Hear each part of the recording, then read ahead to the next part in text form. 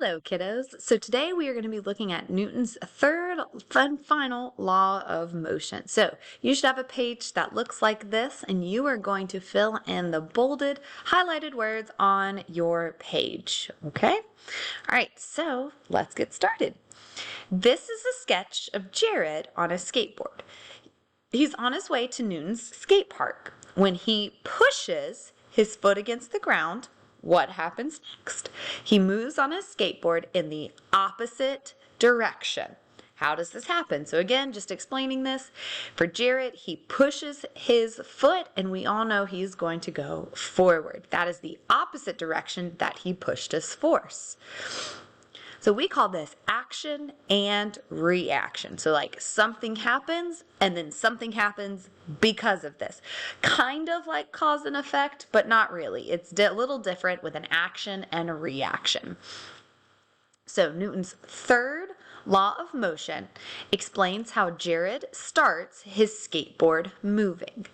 This law states that every action has an equal and opposite reaction. This means that forces always act in pairs. So when there's one, there's definitely going to be another. First, an action occurs. In this case, Jared pushes against the ground with his foot. Then a reaction occurs. The ground pushes back on Jared. I know that's kind of sounding weird, but again, how do we get our force to go in a direction? We have to have a force pushing back. This force causes Jared to move forward. The reaction is always equal in strength to the action, but in the opposite direction. So question. If Jared pushes against the ground with a greater force, how will this affect his forward motion? The answer, the action force will be greater, so the reaction force will be greater as well.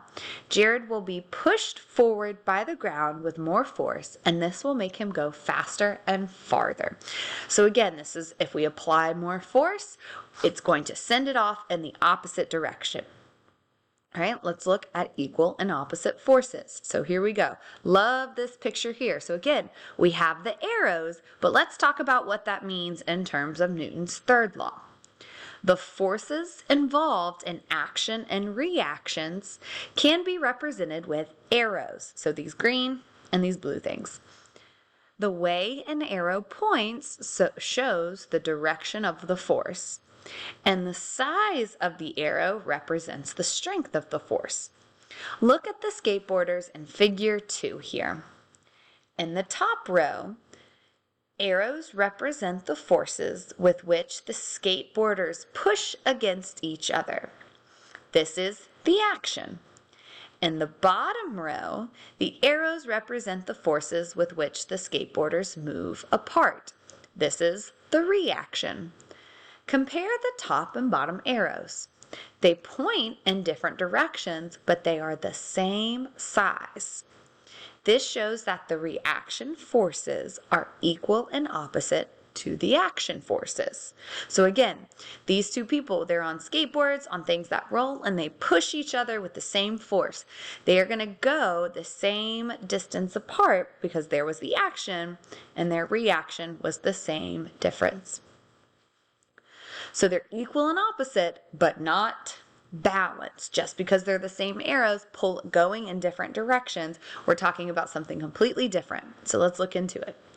Because action and reaction forces are equal and opposite, you might think they would cancel out as balanced forces do. But you would be wrong.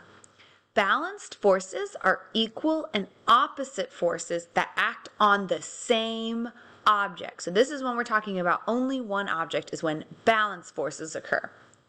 That's why they cancel out. Action-reaction forces are equal and opposite forces that act on different objects. So again, when you have two or more objects, right? So like a person and a wall, or two people on a skateboard, or the person and the skateboard and the ground. When you've got multiple objects, that is when we look at action-reaction. We only looked at balance forces for one type of object. So again, let's read this again. Action-reaction forces are equal and opposite forces that act on different objects, so they don't cancel out. In fact, they often result in motion. Think about Jared again. He applies force with his foot on the ground, whereas the ground applies force to Jared and the skateboard, causing them to move forward. Question. Action and reaction occur all the time. Can you think of an example in your daily life? Even look at this picture here. Here's one example. If you lean on something like a wall or a locker, you are applying a force to it. You're applying a push, an action. The wall or locker applies an equal and opposite force to you. If it didn't, you would go right through it, or else it would tip over. So again, when you push on this wall and you don't go anywhere and the wall doesn't go anywhere, you're both applying the same action and reaction. And again, because there's two different objects here, that is why this is an action-reaction and not balanced forces. So in summary, Newton's third law of motion states that every action has an equal and opposite reaction. This means that forces always act in pairs. So again, they're acting with two or more. Action and reaction forces are equal and opposite, but they are not balanced, meaning one force going one way, the other force going the other way, meaning no motion. That's not the case. So they're not balanced forces because they act on different objects, so they do not cancel out. So let's review here. If you need to, pause and take a moment, and then we will go over these. So, review. Number 1, state Newton's third law of motion. Take a moment, pause this video, and fill this out. All right, and your answer: for every action, there is an equal and opposite reaction. Number 2, draw an example of an action, reaction, and identify the forces and their direction. So again, come up here. You've got an example of a person pushing on a wall, or people on the skateboards, or think of another one. Draw an example here. This one is completely up to you.